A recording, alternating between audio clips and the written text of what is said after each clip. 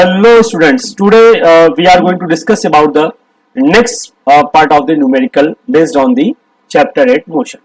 इसके पहले चैप्टर में हमने भी पहले लेक्चर में हमने कुछ न्यूमेरिकल डिस्कस किए थे. अब क्योंकि numerical is a very very important in this chapter, तो हम ज़्यादा से ज़्यादा न्यूमेरिकल डिस्कस करने की कोशिश करेंगे आपसे. ठीक है, तो स्टार्ट करते हैं next numerical. You can see numerical on your screen. ध्यान से देखिए. That figure is given. Figure represents the speed time graph. Okay, ये figure आपको दिया हुआ है किसका? Speed time graph for a particles. Find the distance covered by the particle. Distance between t is equal to 10 minute to 30 minute. Clear है? क्या निकालना आपको? डिस्टेंस निकालना है. तो ध्यान रखना, मैंने आपसे बताया था जब आपको स्पीड टाइम ग्राफ गिवन हो, whenever speed time graph is given, then how we can calculate the distance. Okay, distance calculate करने के लिए हमें क्या करना होता है? area under the curve. area under the curve represent the distance. Okay, कहाँ से निकालना है? 10 to 30. तो देखो यहाँ पे 10 ये है, 30 ये है. इसके बीच में जो एरिया कवर करेगा, एरिया अंडर द कर्व, ये किसको बताएगा? That is represents the speed. Okay, area under the curve represents the speed. ध्यान समझना, it's very very important. Area under the curve, देखो ये एरिया आपको ध्यान रखना है. This is area. Okay, area under the curve speed time graph में area under the curve represent the displacement या डिस्टेंस. क्लियर? तो एरिया अंडर द कर्व क्या होगा? Distance. S is equal to area of A B C D. तो A B C D आप क्या देख रहे हो? यहाँ किलोमीटर पर आवर में है ना, तो एरिया कैसे निकालोगे? A D into A B, A D into A B. अच्छा, ए डी दिया है किलोमीटर पर आवर में और ए बी दिया है मिनट में, तो हम क्या करें? ये हो गया आपका 10 kilometre per our into 30 minus 10 minute. तो क्या होगा आपका? नेक्स्ट पेज हम यूज करते हैं इसमें. आपका S इज इक्वल टू आ गया, area is equal to S is equal to आपने क्या लिखा? 10 किलोमीटर. तो आप क्या करोगे? 10 इंटू 5/18 कर दोगे, तो ये मीटर पर सेकंड हो गया. इंटू 30 माइनस 10 यानी कि 20 मिनट है, तो 60 को मल्टीप्लाई कर दो, तो क्या हो जाएगा? सेकंड में आ जाएगा. आई बात समझ में? ऐसे सॉल्व करिए. ओके, 6 में एक जीरो और एक जीरो, सॉरी 60 है, तो देयर इज 6 3 जा 18 और 6 10 जाए आपका 60. क्लियर? और कोई कैंसिल आउट होने चांसेस है? नहीं. तो 50/3 into 200. Okay, or you can say 5 2 जा 10. Okay, 3 0 और लगा दो, divide by 3. तो 333.33 मीटर डिस्टेंस आपकी ऑब्जेक्ट क्या हुआ? ट्रेवल किया है. Again I am repeating this question. That's very very important question. Question is says that find, क्या फाइंड आउट करना है? That is speed time graph is given. तो find the distance covered by the particles between t is equal to 10 minute to t is equal to 30 minute. तो इसका मतलब क्या है? आपके पास ये ग्राफ गिवन है, आपको क्या करना है? ये 10 और इस 30 के बीच में जो एरिया ये कवर कर रहा है, area under the curve during the speed time graph is represents the distance covered by an object. Area क्या किया हमने? Area of A B C D is equal to A D into A B. A D is given in kilometre per hour. कितना है? 10 kilometre per hour. And A B is your 30 minus 10 20 minute. दोनों को हमने simplify करने के लिए क्या किया? मल्टीप्लाई किया. तो इसको हमने 10 इंटू 5/18 किया, तो किलोमीटर पर आवर को हमने क्या किया? मीटर पर सेकेंड में चेंज किया. आई बात समझ में? और यहां दिया था 20 मिनट, इसको भी सेकंड में चेंज किया, 60 का मल्टीप्लाई कर दिया और फर्दर इसको सॉल्व किया तो आगे 50/3 यहाँ पे और यह आ गया 200. तो overall 10,000 divide by 3 or you can say 3333.33 metre is your answer. Clear है? आते हैं नेक्स्ट क्वेश्चन।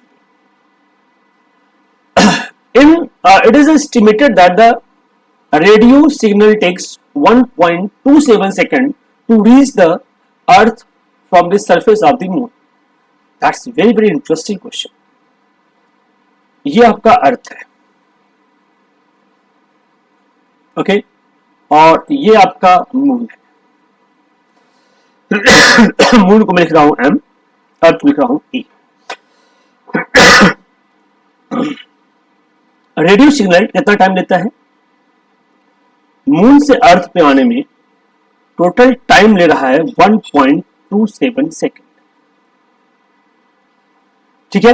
और रेडियो सिग्नल एक इलेक्ट्रोमैग्नेटिक वेव होता है जिसकी स्पीड दे रखा है 3 × 10⁸ मीटर पर सेकेंड।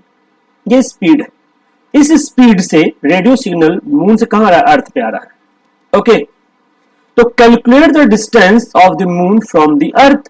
तो distance s is equal to, yes, accelerated motion नहीं है, अब फॉर्मूला है s is equal to ut plus half at²। लेकिन ये मोशन एक्सीलरेटेड नहीं है, यूनिफॉर्म स्पीड है, 3 × 10⁸। तो तो ये वाला पार्ट कैंसिल आउट, बचे क्या? s is equal to ut। तो u क्या है आपका? 3 × 10⁸ मीटर पर सेकेंड, और टाइम 1.27। सॉल्व कर लीजिए, जो आंसर आ जाए that is your distance covered by an object. ठीक है? इसका मतलब क्या है? अर्थ से मून का डिस्टेंस कितना होगा कैलकुलेट कर लेते हैं हम लोग। वी कैन कैलकुलेट 3 7 जा 3 × 7 21, 1 कैरी 2, 3 2 जा 6 प्लस 2 8, 3 1 जा 3, 3.81 × 10⁸ metre. This is a distance of moon from the earth. Clear है? आते हैं नेक्स्ट क्वेश्चन। ठीक है? Next question says that, what it says, find the distance covered by the particles during the time interval of t is equal to 0 to t is equal to 20। किसमें? Speed time graph में। ध्यान रखना इस चीज को, speed time graph में। अब मैंने पहले बताया स्पीड टाइम ग्राफ में क्या होता है? Distance, area under the curve. तो एरिया क्या होगा इसका? ये ट्रायंगल बनाएगा, this is a triangle, is area of this, yes या नो? और ट्रायंगल का एरिया क्या होता है बताइए? 1/2 base into height, this is your distance. तो 1/2 बेस इज हाउ मच? 0 से 20, तो गैप कितना हुआ? 20 का। और हाइट कितना है? ये हाइट इज योर 20, तो 20 10 जा that is your 200 metre distance covered by an object. Simple question, कोई इतना इजी क्वेश्चन है, आपको बस थिंक करना है कि क्या गिवन है और क्या हमें कैलकुलेट करना है। न्यूमेरिकल सॉल्व करने का सबसे अच्छा तरीका, you have to read all the instruction very carefully and then solve it. Clear है? आइए हम बात करते हैं नेक्स्ट क्वेश्चन पे। नेक्स्ट क्वेश्चन क्या है? A bus moves 30 kilometre in 30 minute, wow, and next 30 kilometre in 40 minute. Equal distance चल रहा है, calculate average speed of the entire journey. अब आपको दो डेरिवेशन करवाया था। जब ऑब्जेक्ट इक्वल डिस्टेंस ट्रेवल करे विद डिफरेंट स्पीड, तो एवरेज स्पीड का फॉर्मूला लिखवाया था मैंने 2v1 v2 upon v1 plus v2। Clear? या तो आप इससे सॉल्व कर लो, स्पीड v1 निकालो, स्पीड v2 निकालो, सॉल्व कर सकते हो। या फिर आप क्या करो, पुराना फॉर्मूला यूज करो, total distance s1 plus s2 divide by total time t1 plus t2। s1 कितना है? 30 किलोमीटर, और s2 again 30 kilometre, divide by time. पहले टाइम कितना लिया? 30 मिनट, फिर 40 मिनट, तो क्या हो गया? 60 अपॉन 70 किलोमीटर पर मिनट, हाँ या ना? और you can say 6/7 kilometre per minute is average speed. Clear है? इससे भी निकाल सकते हो, आप इस वाले फॉर्मूले से भी निकाल सकते हो, it's your choice, whatever you want to use the formula. Clear है? अब अगर इसको मीटर पर सेकंड चेंज करना हो तो कैसे चेंज करोगे आप लोग, ध्यान से देखिए, how we can convert kilometre per minute into the metre per second. तो वी एवरेज आपका आया है 6/7 किलोमीटर अपॉन मिनट ना, तो इसको चेंज करो 6/7, किलोमीटर को 1000 मीटर लिख सकते हो और मिनट को 60 सेकेंड, हाँ है ना, एक जीरो कट गया, 6 और 6 कट गया, बचा क्या 100/7 मीटर पर सेकेंड। तो आप मीटर पर सेकेंड में भी से कैलकुलेट कर सकते हैं, आपकी मर्जी। आई बात समझ में, this is the easiest way. तो एक बार रिपीट करो इस क्वेश्चन को। बस है जो 30 किलोमीटर चलती है 30 मिनट में, नेक्स्ट 30 किलोमीटर चलती है 40 मिनट में। एवरेज स्पीड क्या होगी, एवरेज स्पीड का फॉर्मूला दो है, एक तो ये फॉर्मूला जो मैंने आपको लिखवाया था, आप डायरेक्टली V1 और V2 पहले कैलकुलेट करिए और ऐसे सॉल्व कर सकते हो, सेम आंसर आएगा। दूसरा हमारे पास जो कंसेप्ट था वो total distance upon total time. Total distance 30 + 30 divide by time 30 + 40, that is 60/70 आ गया आपका। ये जीरो कट गया, तो आंसर क्या है 6/7 किलोमीटर पर मिनट। और इसी को आप लिख सकते हो 6/7 किलोमीटर पर मिनट को 100/7 मीटर पर सेकेंड लिख सकते हैं। क्लियर है? आते हैं नेक्स्ट क्वेश्चन पे। जितने क्वेश्चन आप करा रहा हूं that is enough for your examination. आप इसी को रिकॉल करिए, आप अच्छा एग्जाम क्रैक करेंगे। क्लियर है? Even this is not useful for the CBSE exam, that is also used for the your other competitive exam. So you have to remind this lecture continuously. Clear है? आते हैं next topic पे हम लोग। या two satellite A and B revolving around the planet C। या एक planet है C, इसके अराउंड दो सैटेलाइट रिवॉल्व कर रहे हैं A और B। ये A है, ये B है, ये भी रिवॉल्व कर रहा है और ये भी रिवॉल्व कर रहा है। क्लियर है? Revolving A and B। Okay okay, the time taken by satellite B to go around the planet is twice। जो टाइम ले रहा है B वो ट्वाइस है टाइम ऑफ A का। Okay, which of the two satellite will have the greater magnitude of velocity. इसमें किसकी velocity ज्यादा होगी?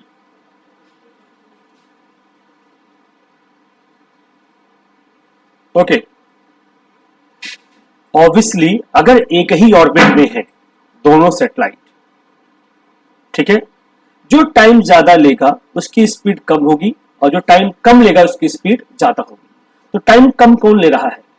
बी का ट्वाइस है, एक है, इसका मतलब ए की टाइम कम है, ए ने टाइम कम लिया है, तो ए की स्पीड क्या होगी? ग्रेटर होगी। इसके रिस्पेक्ट में, बी के रिस्पेक्ट में। आंसर। तो इतना बड़ा क्वेश्चन, सिर्फ एक लॉजिक, अगर दोनों सेम ही ऑर्बिट में है तो जो ज्यादा टाइम ले रहा है उसकी स्पीड कम और जो कम टाइम ले रहा है उसकी स्पीड ज्यादा। आई बात समझ में?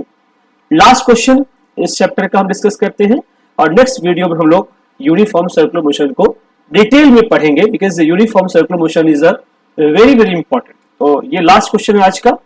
अ child moving on a circular track of radius 40 metre.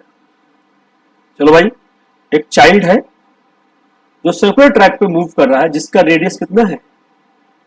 40 metre. आई बात समझ में? Complete one revolution in 5 minute. अच्छा भैया, एक बार रेवोल्यूशन मतलब यहां से स्टार्ट किया फिर यहीं पे आने में टोटल कितना ले रहा है टाइम? 5 मिनट टाइम ले रहा है। What is the average speed? भाई स्पीड क्या होता है? Total distance upon total time. Yes या नो?